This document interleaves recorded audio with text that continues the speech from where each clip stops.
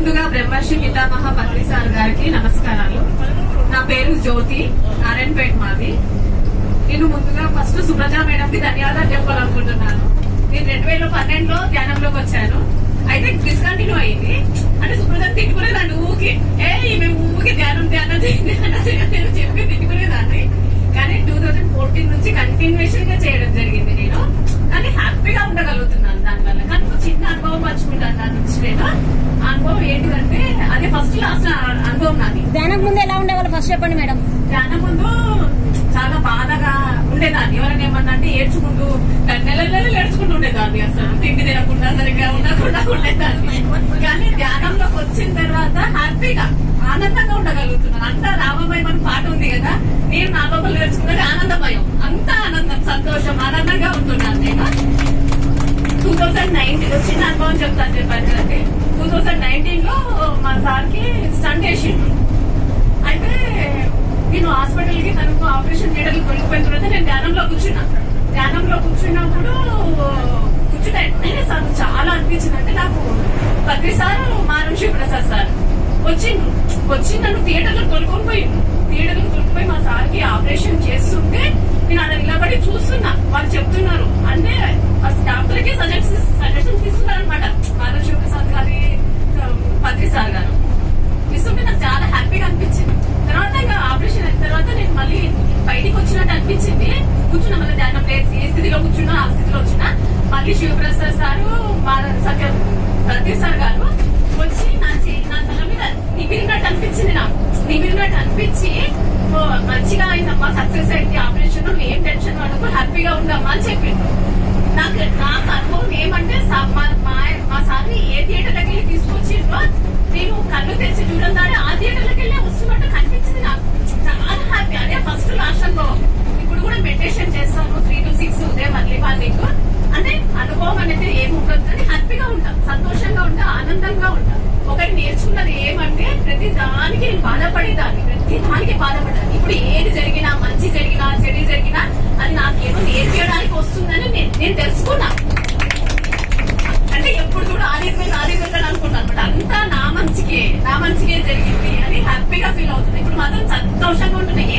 ఏ కష్టం వచ్చినా దాన్ని సంతోషంగా హ్యాపీగా స్వీకరిస్తున్నా నేను.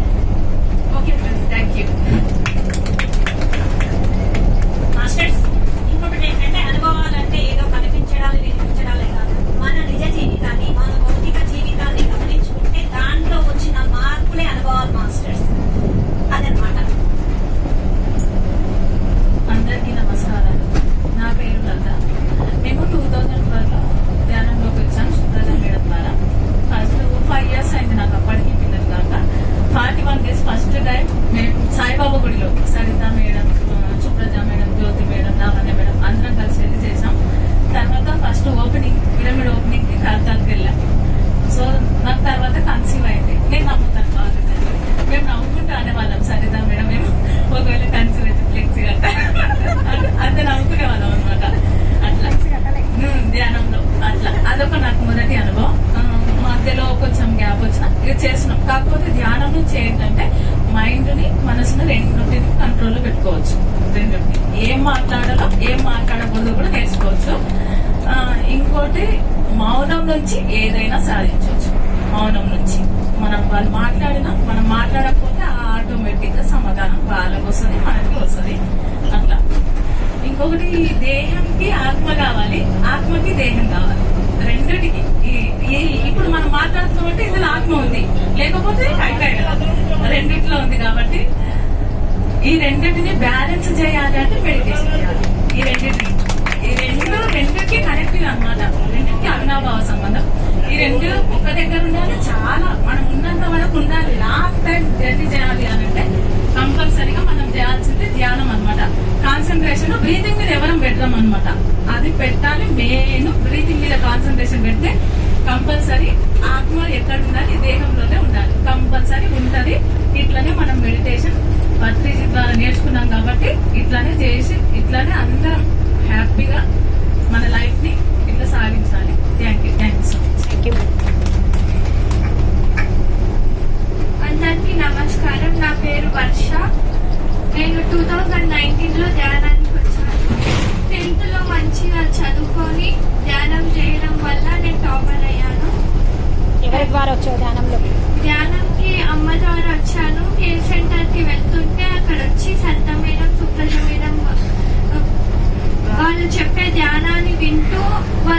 ధ్యానం చేయమంటే అలా చేయడం వల్ల నేను చాలా మంచిగా ధ్యానం చేయగలిగిన, ఇంకా లాభాలు కూడా పొందాను. ఏం లాభాలు పొందారు అంటే కాన్సన్ట్రేషన్ తో చదవడం వల్ల టాపర్ అయ్యాను. ఇట్లా చదివితే మంచిగా కాన్సన్ట్రేట్ చేయొచ్చు, అన్నిట్లో ఏదనుకుంటే అది సాధించవచ్చు అనుకున్నాను. రోజు ఎంతసేపు ధ్యానం చేస్తావు? రోజు ½ hour చేస్తాను.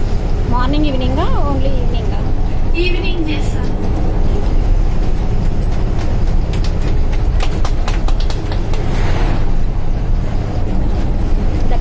ఆత్మలందరికీ నమస్కారం. అందరికీ పత్రికీ సార్కి కృతజ్ఞతలు. నేను సరిత మేడం, సుప్రజ మేడం ద్వారా ధ్యానానికి 19లోనే వచ్చిన కేసీకి. అప్పటికి ఇంకా నేను స్కూల్ చదువుతున్నప్పటి నుంచి చిరంజీవి స్కూల్ అన్నట్ల మా స్కూల్ పేరు. ఇంకా అప్పుడే ధ్యానంలో ఉన్నా. అంటే కొద్దిగా 10 నిమిషాలు ఇట్లా ప్రేయర్ చేసేయడం, ఇంకా మంచి మంచి ఇవి సాంగ్స్ నేర్పించడము, అన్ని దాంట్లో ఇంకా సార్ నేర్పించడం వల్ల నేను ముందు నుంచి ఇంకా సాంప్రదాయక కుటుంబం నుంచి వచ్చిన.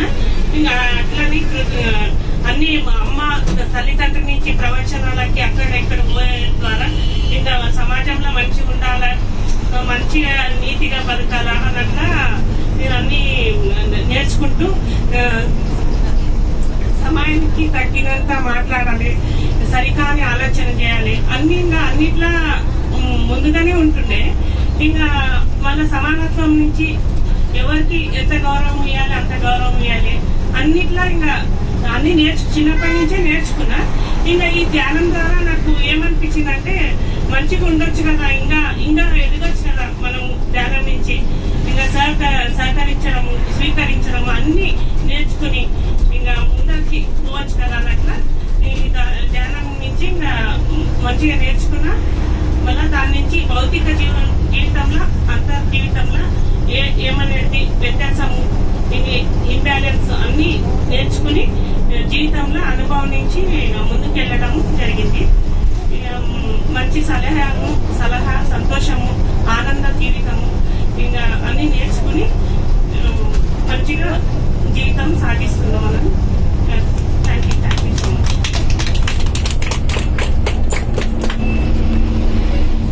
అందరికీ నమస్కారం. నా పేరు లత నారాయణపేట. నేను ధ్యానంలోకి మా అన్నయ్య ద్వారా రావడం జరిగింది. ధ్యానంలోకి వచ్చాక మీ అన్నయ్య పేరు చంద్రకాంత్.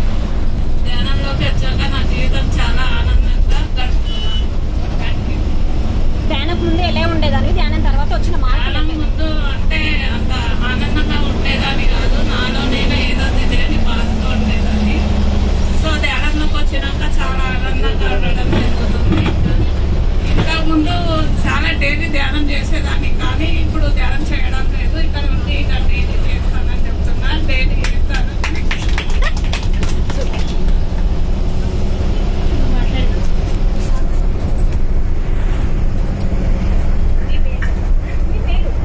రమాదేవి. మీరు ధ్యానం ఎవరి ద్వారా వచ్చారు?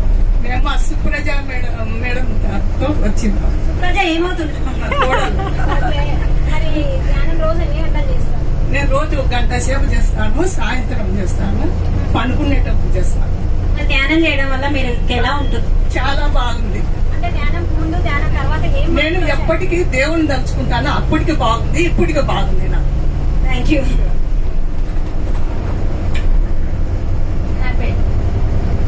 ధ్యానం అందించిన పత్రిసారికి వందనాలు. నా పేరు సరస్వతి. నేను 15 సంవత్సరాల క్రితం ధ్యానంలోకి రాలేదు, జస్ట్ విన్నాను ధ్యానం గురించి. తర్వాత ఏదో వీళ్ళు ఇన్ని గంటలు కూర్చోమంటారు, ఇలా పిచ్చి కాకపోతే ఇన్ని గంటలు కూర్చొని ఎవరు ధ్యానం చేయాలి, నా వల్ల అయ్యే పని కాదు. నాకు ఒక తిక్క, కొత్త చూడాలి, కొత్త ఎగిరే గంతులేసే మనస్తత్వం ఉన్నది.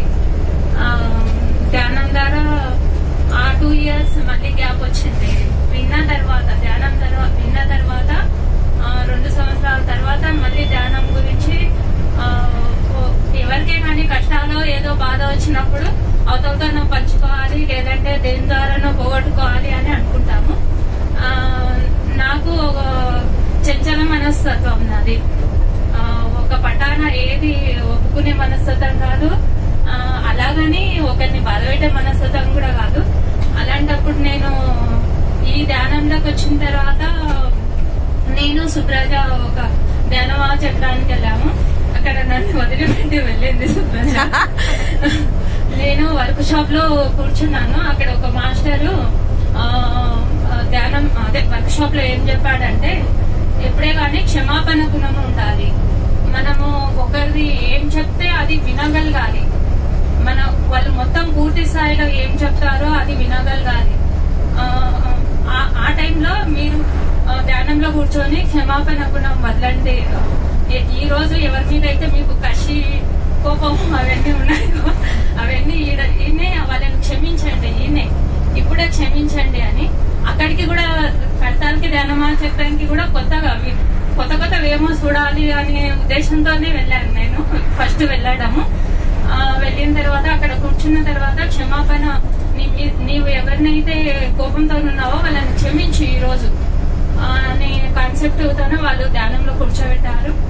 ఆ రోజు నుండి క్షమాపణ అనేది నేర్చుకున్నా. అంటే ధ్యానంలోకి వచ్చిన తర్వాత మౌనం చాలా మట్టుకు ఎక్కువ మాట్లాడేదాన్ని. ఎవరైనా మాట్లాడుతుంటే ఏది పెట్టడానికి చూసేదాన్ని. ఇప్పుడు మొత్తం వినగలుగుతున్నాను. వాళ్ళు మొత్తం ఏం చెప్తున్నారు పూర్తిగా అయిపోయే వరకు వినగలిగిన తర్వాత సెకండ్ మాట్లాడుతున్నాను. అంటే వినగలిగేది కూడా నేర్చుకున్నాను, వినడం కూడా నేర్చుకున్నాను. చాలా మట్టుకు మౌనంగా ఉండడానికి నేర్చుకున్నాను. ధ్యానంలోకి వచ్చినాక చాలా చాలా ఇంకా చాలా నేర్చుకున్నాను. ఇప్పుడు గుర్తుకు కూడా రావడం లేదు. కానీ నేర్చుకున్నది కొంచెము నేర్చుకోవాలి. ధ్యానానికి ముందు ఊర్లో ఉండేదాన్ని, పెద్దల సమక్షంలో ఉండేదాన్ని. ఎప్పుడే గానీ స్వేచ్ఛగా ఎగరాలి, ఎవరు అద్దు అనుకోలేకుండా స్వేచ్ఛగా ఉండాలనే మనస్తత్వము. అలాంటిది ధ్యానంలోకి వచ్చిన తర్వాత ఎవరిని ఉద్దేశించి కాదు కానీ మనకంటూ మనం ఎవరే తప్పు చేయడానికి ఇష్టపడతలేరు ఏ విషయంలో అయినా సరే. కానీ మనం చేసే మంచికి కూడా అద్దులు ఉంటే బాధ అయితే ఉంటది ఎవరికైనా సరే. ఇది చెయ్యొద్దు, అది చెయ్యొద్దు, ఇలాంటి ఆంక్షలు ఉండకూడదనే దీంట్లో ఉండేదాన్ని.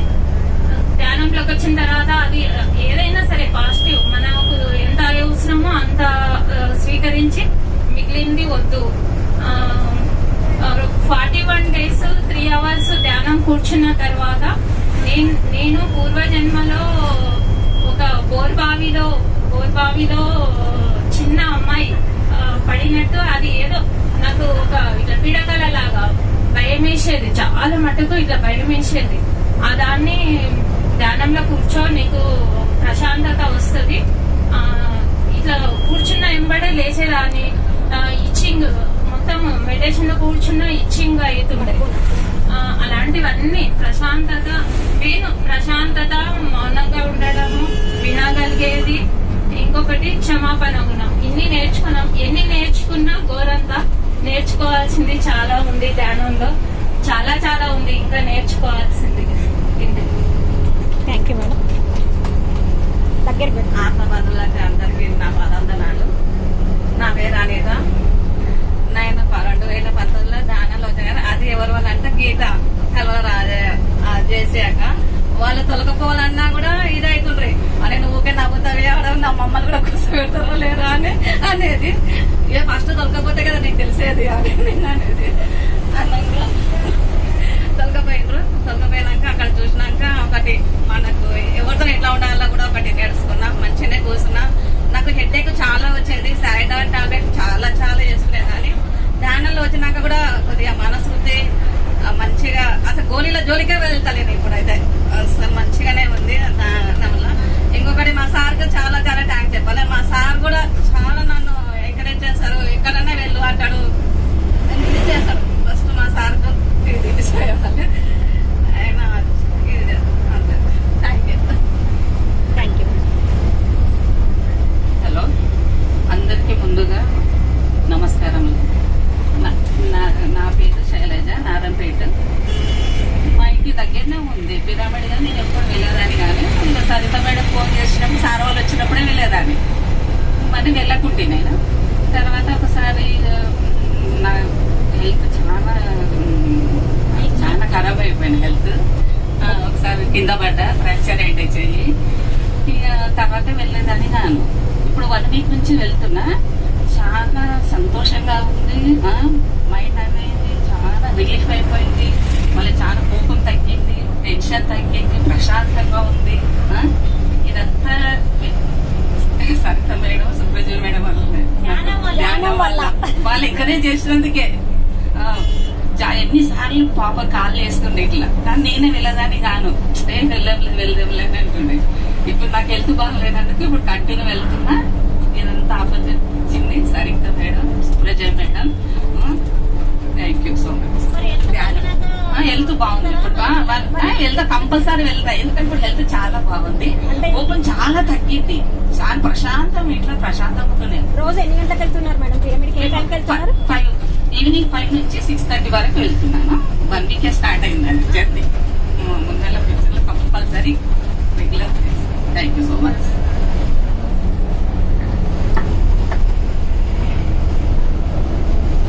నమస్తే ఆల్ మాస్టర్స్, నా పేరు వందన. నేను నాలుపెట్లు ఉంటాను. నేను ధ్యానంలోకి ఎప్పుడు వచ్చినానంటే సెల్లులలో మా సిస్టర్ వాళ్ళు మా ఇంటికి వచ్చేవాళ్ళు అనమాట. ఆమె వాళ్ళ కూతురు ఇద్దరు ధ్యానం చేసేవాళ్ళు అనమాట. వాళ్ళు చెప్పారు ధ్యానం చేయడం చాలా మంచిది, మనం బుక్కులు పాలన చేయడం, పూజలు చేయడం కన్నా ధ్యానం చాలా మంచిదని. నేను అప్పట్లో గురు చరిత్ర, సాయిబాబా చరిత్ర పాలన చేసేదాన్ని, కానీ ధ్యానం చేసేదాన్ని కాదు. సరేలే అని నేను ఎక్కువ పట్టించుకోలేదు అనమాట. తర్వాత మా అమ్మ వాళ్ళు కేర్ సెంటర్కి కూడా మొదలుపెట్టింది ధ్యానంలోకి. నేను అప్పటి నుంచి ఇంకా మా అమ్మ వాళ్ళని చూసి నేను ధ్యానంలోకి వచ్చాను. నేను అప్పట్లో క్లాస్ స్కూల్లో పనిచేస్తుంటాను, టీచర్ని నేను. అక్కడ విద్యార్థులకు కూడా ధ్యానం నేర్పిస్తుండేదాన్ని పిల్లలకి. నాకు దాంట్లో చాలా ఆనందం దొరికింది, చాలా మంచిగా అనిపించేది అనమాట. అక్కడ కూడా నేను ఏమనుకునేదాన్ని, ఈ ఊర్లలో పేరెంట్స్ కూడా చాలా వాళ్ళకు తెలియదన్నమాట. పేరెంట్స్ కి మాంసాహారం తినడము, ధ్యానంలో ఏదో కూలి పని వాళ్ళ పనులు వాళ్ళు చేసుకోవడం నేను అనుకునేదాన్ని. ఇవి మనుషులకు కూడా ఇంటింటికి వెళ్లి ఒక పాంప్లెట్ ఇచ్చి అందరికి ధ్యానం నేర్పించాలని నా మనసులో చాలా ఉండేది. కాకపోతే నేను ఒకదాన్ని అక్కడ మా స్టాఫ్ కూడా ఎవరు ధ్యానంలోకి రాలేదు. నా ఒక్కదాని వల్ల ఏమవుతుందిలే చూద్దాం, ఎవరైనా మాస్టర్స్ వచ్చినప్పుడు రావాలని నేను అనుకుంటే కొన్ని రోజులకి సుజాత మాస్టర్ వాళ్ళు వచ్చిండ్రు అనమాట. 3 వచ్చిండ్రు, లంచ్ టైంలో వచ్చిండ్రు. లంచ్ చేసిన తర్వాత సుజాత మాస్టర్ వాళ్ళ పిల్లలకి కూడా ధ్యానం గురించి నేర్పించి పిల్లలను తీసుకొని శాకాహార ర్యాలీ చేసినాం అనమాట. ఎక్లా స్కూల్ స్లోగన్స్ తో సహా శాకాహార ర్యాలీ జరిగిందనమాట. అక్కడ పిల్లలు పాల్గొన్నారు. అదొకటి నాది నెరవేరింది అనమాట. పాంప్లెట్స్ కూడా పట్టుకొచ్చిండ్రు వాళ్ళు. పాంప్లెట్స్ పట్టుకొచ్చి అందరికి మంచి శాకాహార ర్యాలీ నిర్వహించిండ్రు. నేను అనుకున్నది తొందరగానే నెరవేరిందని నేను అనుకున్నా. నాకు చాలా సంతోషమైంది అప్పట్లో. తర్వాత వాళ్ళు ఇప్పుడు నేను ధన్వాడకి వచ్చిన, ధన్వాడలో పనిచేస్తున్నా. ధన్వాడలో కూడా పిల్లలు చాలా మంది ఉన్నారు. అక్కడ కూడా పిల్లలకి ధ్యానం నేర్పిస్తున్నా నేను. వాళ్ళు కూడా కంటిన్యూ ధ్యానం చేస్తారు పిల్లలు కూడా. నేను కూడా అనుకున్నా ధన్వాడలో కూడా ఒక ర్యాలీ జరిగితే బాగుంటుందని మనసులో ఒకసారి అనిపించింది. నిజంగానే అనిపించింది. అది ఇప్పుడు నెరవేరబోతుంది. అదేమో 2 సార్లు అనుకున్నా, అక్కడ ఏ క్లాస్ స్కూల్ అనుకున్నా, ఇక్కడ అనుకున్నా. 2 సార్లు నెరవేరింది నాది శాకాహార ర్యాలీ. నాకు చాలా సంతోషమైంది ఈ విషయంలో మాత్రము. నేను ఏ ఊరు వెళ్ళినా అక్కడ పిల్లలకి నేర్పించడము, తర్వాత శాకాహార ర్యాలీ జరగడము, ఇవన్నీ చాలా నాకు ఎందుకో గమ్మత్ అనిపించింది అనమాట. మంచిగా అనిపించింది. ఇది దేని వల్ల జరిగింది అనుకుంటున్నారు మేడం? ధ్యానం వల్ల? అప్పట్లో ధ్యానం వల్లనే అనుకుంటున్నా. ఇక్కడ కూడా పిల్లలకి మాంసాహారం తినొద్దు అది కొన్ని అప్పుడప్పుడు చెప్తుంటా నేను. మేము కూడా చిన్నప్పటి నుంచే శాకాహారులం అనమాట. మేము ఇంట్లో తేవడం గానీ వంట చేయడం అదేం లేదు. చిన్నప్పటి నుంచే శాకాహారులం మేమంతా. అక్కడ పిల్లల్లో కూడా శాకాహారం గురించి బాగా చెప్తాను. ఇప్పుడు కూడా పిల్లలకి ఇంకా చెప్పే కొద్దీ పిల్లలకు కూడా అవగాహన వస్తుంది అనమాట. ఒకసారి పిల్లలు మారరు, మనం మార్చాల్సింది పిల్లల్ని మనం చిన్నప్పటి నుంచే శాకాహారుగా ధ్యానులుగా మారుస్తే పెద్దగైన తర్వాత ఈ మొత్తం మారుతుంది అనమాట నా అభిప్రాయం. అందుకే మనం మార్చాల్సింది పిల్లల్ని చిన్నప్పటి నుంచే మారవాలి మనము. అప్పుడు నేను ఏ క్లాస్ స్కూల్ ఉన్నాము, ఒకసారి ట్రాన్స్ఫర్స్ వచ్చింది అనమాట. నాకు అప్పుడు నాది సీరియల్ నంబర్ చాలా కిందికి ఉంది. అప్పుడు చాలా మంది మెడికల్ సర్టిఫికేట్ అవి పెట్టి పైనకి వచ్చిన వాళ్ళ నంబర్స్ అన్ని పైనకి ఉన్నాయి అనమాట. నాకు చాలా ప్లేసెస్ చాలా దూరం ఉన్నాయి, చాలా దూరం ఉన్నాయి అనమాట. అప్పుడు చాలా బాధపడ్డా. అబ్బో ఇంత దూరం దొరకదు, ఇంటికి వచ్చాకే సాయంత్రం చాలా లేట్ అవుతుంది, ఎట్లా అనుకొని చాలా బాధపడి ఒకసారి మేడంకి కూడా ఫోన్ చేసిన, సుప్రజ మేడంకి, మేడం నాకు ప్లేసెస్ చాలా దూరం వస్తున్నాయి, చాలా బాధ అవుతుంది ఎట్లా అని. మేడం చెప్పింది ఏం లేదు, మన కర్మ ఎక్కడుంటే అట్లా అవుతుంది, మనకు మన జన్మల కర్మ ఉంటుంది, అది తొలగించుకోవాలి, లేకుంటే అది అట్లా కంటిన్యూ అవుతుంది, లేదు మేడం మనము అనుభవించాల్సిందే అని చెప్పింది. అవును సరే కదా అని అప్పుడు కొంచెము సెట్ అయిన అనమాట. అవును కదా నా దాంట్లో ఉంటే ఎట్లయినా నేను అనుభవిస్తూ ఉంటే రాని లాంగ్ అయితే ఏమవుతుంది అని అట్లే సరి పెట్టుకున్నా. తర్వాత మా స్టాఫ్ కి కూడా ఎవరికి అక్కడి నుంచి కదలడం ఇష్టం లేదు, ఎట్లా స్కూల్ విడిచిపెట్టి. నేను అన్నమాట ఈ ట్రాన్స్ఫర్స్ అట్లే ఆగిపోతే బాగుందని అన్న. నయమే అప్పుడు 2 రోజులు ట్రాన్స్ఫర్స్ పెట్టుకోవాలని వచ్చిన కూడా అందరు కొంతమంది పెట్టుకున్నారు, ఇక సగం మంది ట్రాన్స్ఫర్స్ అప్లై చేసుకోలేదు అనమాట. ఆడ సాయంత్రం వరకు వచ్చి ట్రాన్స్ఫర్స్ అన్నీ ఆగిపోయి నెక్స్ట్ ఇయర్ జరిగింది అనమాట మళ్ళీ ట్రాన్స్ఫర్స్. అప్పుడు నాకు కొంచెం దగ్గరనే ప్లేస్ దొరికింది, లేకపోతే చాలా దూరం ప్లేస్ దొరుకుతున్నాయి నాకు. నేను మనసులో నాకు దూరం దొరికితే నాకు మెడిటేషన్ కి టైం ఉండలేదు ఎట్లా అని చాలా బాధపడ్డా. తర్వాత ఇప్పుడు దగ్గరనే ప్లేస్ వచ్చింది అనమాట. ఇప్పుడు ఇంటికి వచ్చి కూడా మెడిటేషన్ కి కూడా టైం ఉంటుంది అనమాట. ఇదంతా ధ్యానం వల్లనే జరిగింది. నేను ధ్యానం చేసిన తర్వాత ఏం నేర్చుకున్నానంటే, మనకు జీవితంలో మనం కొన్ని అనుకునేవి జరుగుతాయి, కొన్ని అనుకుని జరగవు అనమాట. జరిగినప్పుడు మనకు చాలా బాధ వేస్తుంది, ఎందుకు ఇది జరగలేదని మనం బాధపడతాం. ఎందుకు జరగలేదంటే అవి మనమే ఎంచుకొని వచ్చిన మన ప్రణాళికలో భాగమే అని నేను దానికి సాటిస్ఫై అన్నిటికీ ఓడ్చుకోవడం నేర్చుకున్నాను అనమాట. సంతోషంగా గడుపుతున్నాను, బాధపడటం లేదు. అవన్నీ నేను ఎంచుకొని వచ్చినవి, అవన్నీ నావే, నా ప్రణాళికలో ఒక భాగమే అని తెలుసుకున్నా. ఇప్పటికి చాలా ధ్యానం నుండి చాలా మారిపోయినా చాలా సంతోషంగా ఉన్నాం. ఇంట్లో కూడా ఏం పెద్ద కొట్లాటలు అవి ఏం లేవు, సంతోషంగా ఉన్నాం. Okay masters, thank you. Rally చేసింది మేడం, ఎందుకంటే ఒక ఆలోచన ద్వారానే మన జీవితం మారుతుంది. పాజిటివ్ గా ఎప్పుడైతే మనం ఏమనుకుంటామంటే, చాలా మంది నోట్ నుంచి విన్నది చెప్తున్నా, నేను నా దగ్గర వచ్చి చెప్పినదే చెప్తున్నాను. ఏం మేడం మీ ఆయన మీ ఫ్యామిలీ అందరు సహకరిస్తారు, మీరు మస్తుగా చేస్తారు, మస్తుగా పోతారు. ఎవరి ప్రాబ్లమ్స్ వాళ్ళకు మాత్రమే తెలుస్తాయి. ఎవరైతే వారి జీవితంలో వాళ్ళు అనుభవిస్తున్నారో వారికి మాత్రమే తెలుస్తాయి. ఇంటికి పోతే ఎన్నిసార్లు ఎన్ని అనిపించుకున్నా నాకు మాత్రమే తెలుస్తుంది అని చెప్పేదాన్ని. అమ్మా ఎవరికైనా ఏదైనా సమస్యలు ఉన్నప్పుడు వస్తుంటాయి ఇంట్లో వాళ్ళు, ఎందుకంటే వాళ్ళు మనకు బయటికి పోవడానికి సహాయం చేశారు కదా. బయటికి పోయినప్పుడు వాళ్ళ ఇంట్లో ఏదో కొన్ని ప్రాబ్లమ్స్ ఎదుర్కొన్నప్పుడు 1-2 మాటలు అంటే అనిండొచ్చు. అన్ని నెత్తినేసుకుంటే ఆ నెత్తినేసుకుంటూ పోతే మన ముందుకే వెళ్ళదు. మనం ఏదైతే అనుకుంటున్నామో దానికి ముందడుగు ఎప్పుడైతే వేయగలుగుతామో అప్పుడు మనం ముందుకు వేయగలుగుతాం. ఇంకొకటి ఆమె ఏం చేసింది, ర్యాలీ జరిగితే బాగుండు అన్న ఆలోచనకు ఎంత అద్భుతమైన ఎనర్జీ ఉంది చూడండి. అంటే మన ఆలోచనకి ఎంత ఎనర్జీ ఉంది. మనం ఇంట్లో ఉండి ధ్యానం చేసే వాళ్ళం కూడా ఈ భూమి మీద ఎవరైతే పిరమిడ్స్ కడుతున్నారో, ఎవరైతే శాకాహారాలు చేస్తున్నారో, ఎవరైతే ఈ ధ్యానం గురించి వర్క్ చేస్తున్నారో వాళ్ళకు కావాల్సిన తన్ మన్ ధన్ అన్ని సహాయ సహకారాలు అందాలి అని అనుకుంటే అయిపోతుంది కదా. ఎంత అద్భుతమైన message. Thank you madam, thank you so much. Next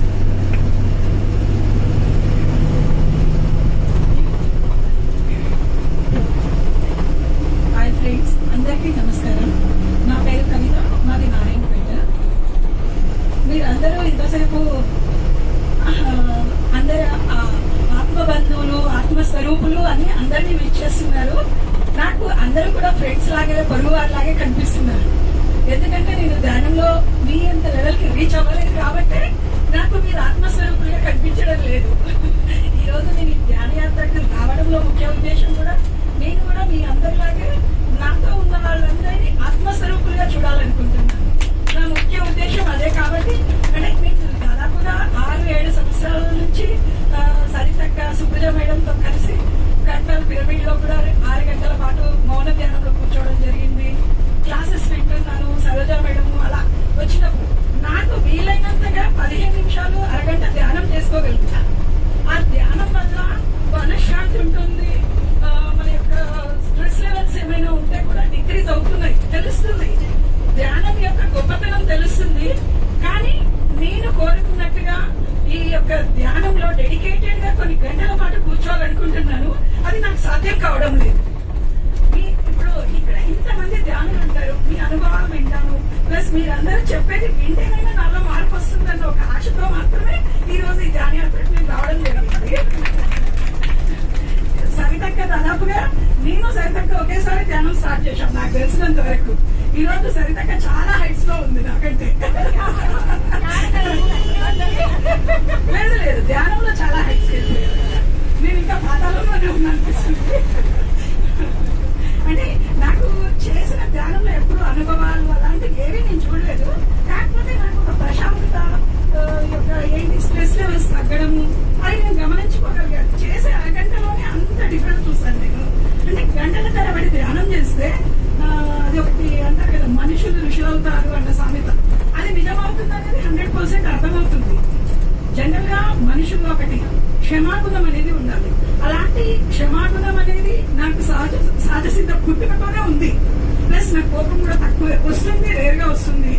అది కాక కొన్ని వర్గాల్లో మన సమాజంలో మాంసాహారులు కొన్ని వర్గాల్లో ఉన్నారన్నమాట. కొన్ని కులాల్లో పుట్టినప్పటి నుంచి శాకాహారులుగా జీవించడం మాకు అలవాటు.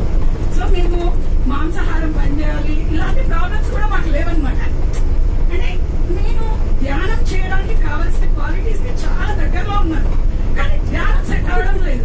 నిజంగా మీలో చాలా మంది మాంసాహారాన్ని విడిచారు అని చెప్తున్నారు కదా, వాళ్ళందరికీ నిజంగా నా అప్రిషియేషన్. చాలా గొప్ప విషయం. చిన్నప్పటి నుంచి మాంసాహారం తింటూ పుట్టి పెరిగిన మీరు మాంసాహారం ఆ అలవాటును వదులుకొని శాకాహారులుగా మారారంటే మీకు 100% మేము హ్యాట్సాప్ చెప్తామండి. ఈ యొక్క ధ్యానం కోసం మీలో అంత మార్పు వచ్చిందంటే చాలా గొప్ప విషయం. మాకు ఆ విధంగా మాంసాహారం వదులుకోవాలి, అలవాట్లు మార్చుకోవాలి, టెన్షన్స్ ఏమీ లేవు మాకు. ఎందుకంటే మేము సహజ సిద్ధమైన శాకాహారం కాబట్టి మాకు తొందరగానే ధ్యానం సెట్ అవుతుంది. ఇలా వస్తూ ధ్యానం చేస్తూ ఉంటే నేను కోరుకున్న డెడికేషన్ యూనివర్స్ నాకు ఇచ్చి నేను కూడా ఒక గొప్ప ధ్యానిగా మారి మీ అందరినీ ఆత్మస్వరూపులుగా చూడాలనుకుంటున్నాను. Thank you friends, thank you so much. ప్రతి ఒక్కరికి ముందు ఉన్న సమస్య ఇదే. నేను గంటలు గంటలు చేయలేకపోతున్నాను, వాళ్ళు చేస్తున్నారు. నేను కూడా అనుకునేదాన్ని మొదట్లో, గంటలు కూర్చున్నా, 13 గంటలు కూర్చున్నా, 24 గంటలు కూర్చున్నా. చాలా మొదట్లో నేను కొత్త అనుభవాలు వింటున్నప్పుడు నేను 24 గంటలు కూర్చున్నప్పుడు బాగుంది అని 24 గంటలు ఎలా కూర్చుంటారు వీళ్ళు ఇద్దరు నాకు అర్థం కావట్లేదు. గంట కూర్చుంటేనే మా గొప్పగా అనిపిస్తుంది నాకు. దాని తర్వాత కాస్త నాకు సహకరించాను. అయితే దీనికి చిన్న చిన్న గుడిపడు అడుగులు వేసుకుంటూ పోగలిగితే మనం ఎప్పుడైనా కూడా ముందుకెళ్ళగలుగుతాం. ఎప్పుడు మనకు సమయం లేదు లేదు లేదు అనుకుంటూ ఉంటాం మన జీవితంలో, ప్రతి ఒక్కరి జీవితంలో. అయితే మనం ముందు చేయాల్సింది ఏంటంటే మన మొబైల్ ని స్విచ్ ఆఫ్ చేసి సైలెంట్ చేసి పక్కెట్టిన తర్వాత ఇంట్లో పనులు ఏవైతే ఉందో, బిజినెస్ కావచ్చు, వర్క్ కావచ్చు, ఏదైతే ఉందో దానినంతా ముగించుకున్న తర్వాత ఒక 24 గంటలు, అంటే ఎక్కువ టైం తీసుకోవద్దు, 24 గంటలు మనం ఎరుకతోన 24 గంటలు చూసుకుంటే మన సమయాన్ని ఎంత సమయం వేస్ట్ చేస్తున్నాము. ఎప్పుడైతే దాన్ని గమనించుకుంటే, నేను మెడికల్ షాప్ మాది, నేను రోజు షాప్కి వెళ్తాను. పిల్లల్ని ఇప్పుడు అంటే ఆశ్రయం వెళ్ళిపోయారు అందరూ, ఎవరు లేరు ఇంట్లో, నేను అర్థమా మా ఆయనే. అయితే ఎప్పుడు ఇంటికి రావాలి, అన్నం తినే ముందు 10 నిమిషాలు, షాపుకు పోయేటప్పుడు 10 నిమిషాలు, ఉదయం లేచిన తర్వాత 1 గంట, రాత్రి పడుకునేటప్పుడు 1 గంట, ఆ తర్వాత మధ్యలో ఎంత సమయం దొరికితే అంత సమయాన్ని దాని మీదనే కేటాయించాలి. ఫోన్స్ ఎప్పటికీ ఫోన్ మాట్లాడమే బంద్ చేస్తాను. యాక్చువల్ గా నేను ఎవరితో కూడా ఎక్కువ మాట్లాడాను కూడా. నేను ఎప్పుడు సమయం దొరికితే ఇంట్లో రావాలి, బెడ్రూమ్ లో పోవాలి, ఫోన్ చూడాలి, బుక్ చదువుకోవాలి, ఏదైతే ఉందో మెసేజ్లు గ్రూప్ లో ఏదైతే మెసేజ్ పెట్టారో అది చూడాలి, ఫోన్ పక్కెట్టాలి, ధ్యానం చేయాలి, పుస్తకం చదవాలి. ఎప్పుడైతే మనం పుస్తకం చదవడం నేర్చుకుంటామో వాళ్ళ యాత్ర, అంటే ఆ పుస్తకంలో ఉన్న మాస్టర్ యాత్ర గురించి కూడా మనకు అవగాహన వచ్చి మనలో ఆ పుస్తకంలో 2-3 పాయింట్స్ కూడా దొరుకుతాయి మనకి. ఆ పాయింట్స్ ద్వారా మనం ఎక్కువ సాధన చేయడానికి కూడా మనకు తపన మొదలవుతుంది. మీరు చేయాల్సింది ఏంటంటే మేడం, రోజు ఉదయం చేసినది ఒకటి ఇచ్చిపెట్టేసి మధ్యలో మీకు ఎంత సమయం దొరికితే అంత, 5 నిమిషాలు దొరికితే 5 నిమిషాలు అలారం పెట్టుకొని కూర్చోండి, 1/2 అవర్ దొరికితే 1/2 అవర్ పెట్టుకొని కూర్చోండి.